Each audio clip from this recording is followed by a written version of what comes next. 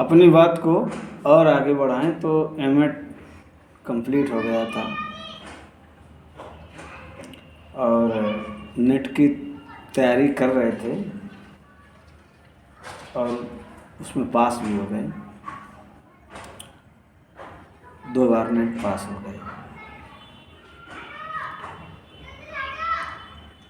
फिर क्या हुआ कि ऐसे संघर्ष जारी रहा।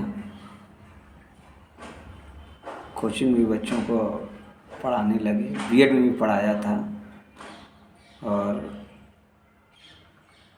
एमएड के बाद भी पढ़ाने लगे। फिर उसी बीच कोरोना भी आ गया था और कोरोना में क्या हालत हुई थी आपको तो मालूम ही होगा।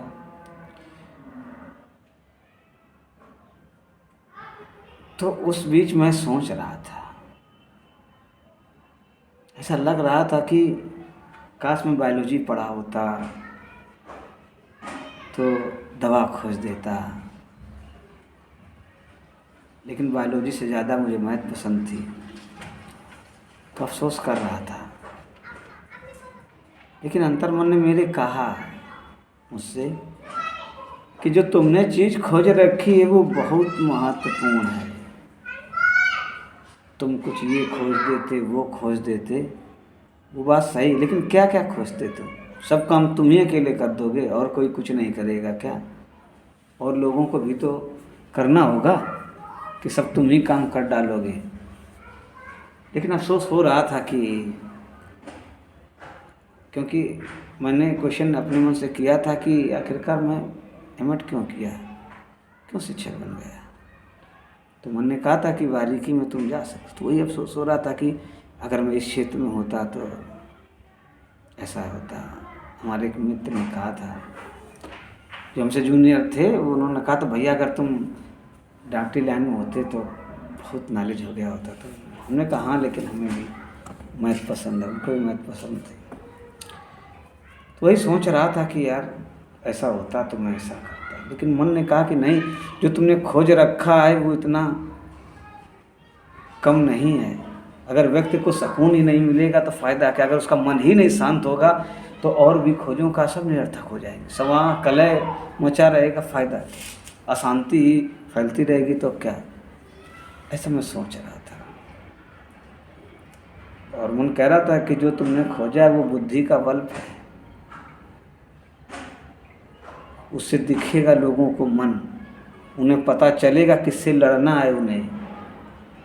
नहीं, अभी तक तो मतलब ऐसे दौड़ा जा रहा था कि मन जीतना है, मन जीतना है। क्या जीतना है मन? क्या जीतना होता है मन? कम से कम मन दिखेगा कि हमें इससे लड़ना है। तो बस ऐसे ही सोच रहा था। फिर क्या हुआ कि और ज़िंदगी आगे बढ़ी और ऐसे बढ़ते जा रहे थे। तो एक बार अपने दोस्तों के साथ गाड़ी में थे, वैन में, और हमारे मित्र थे और दूसरी चिकाएँ भी थी और बैठे थे। तो उस समय गाना चला था, पता नहीं जी कौन सा नशा करता है। तो और उसका हल भी किसी गाने में गाया होगा। तो हमारे एक मित्र कह रहे हैं कि वो पता चल गया है कि कौन सा नशा करता है, और कह दिया, कह रहे हैं कि वो तो लड़कियों का नशा करता है, वो गाने में है। तो एक शिक्षिका जी थी, वो कहने कल इनसे क्या बता रहे, इनसे क्या बता रहे हैं, इन्हें तो पता ही नहीं कि लड़कियों को क्या नशा होता है। हमने कहा यार अच्छा, घोर बेइज्जती हमारी होती है इस मामले में। मुँह सुना के चले जाते हैं लोग। हंस दिया, हमने कुछ नहीं बोले। हमने कहा क्या बात है भाई, सब कोई परख ही डालता है हमको। सीधे कहा कि इन्हें क्या बता रहे हो, इन्हें लड़कियों क्या नशा होता है इन्हें पता ही नहीं। हमने कहा ठीक है, हम मुँह पे ही कह देना।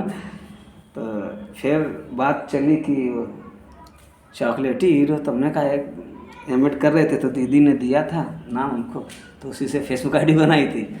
तो नंबर था उनके पास, हमने फ़ोन मिला, नमस्ते दे दिया, नमस्ते दिलीप।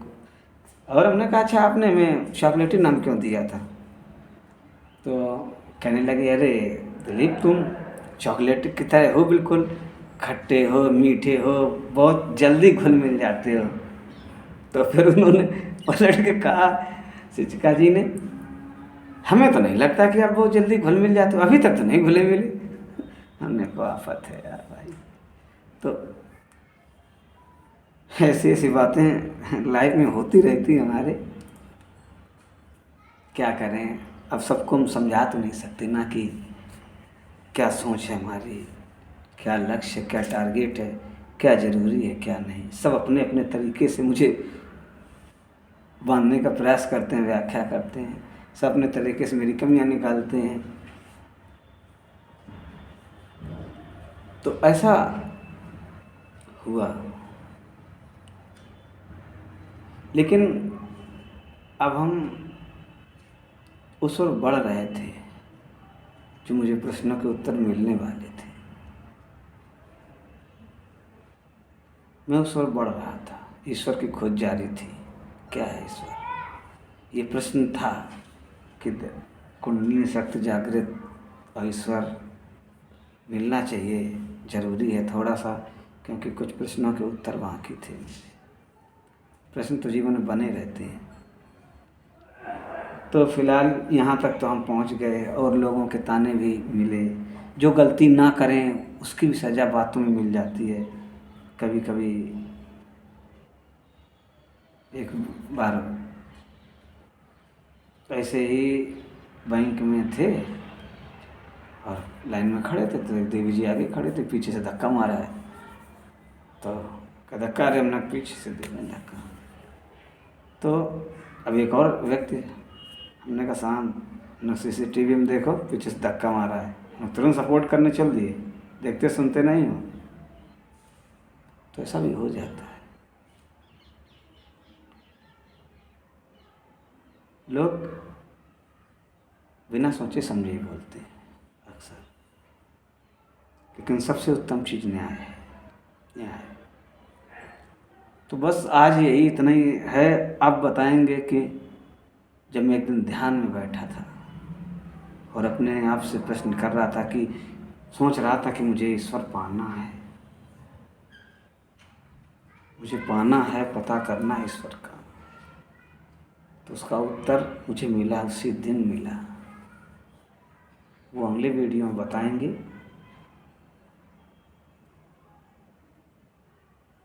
फिर मिलते हैं, ख्याल रखिए और शिक्षा पर ज़रूर ध्यान दीजिए। मैं शिक्षा क्यों बार बार कहता हूँ, आने वाले वीडियो में शायद आपको पता चल जाए। मिलते हैं अगले वीडियो में। धन्यवाद, आपने वीडियो हमारा देखा।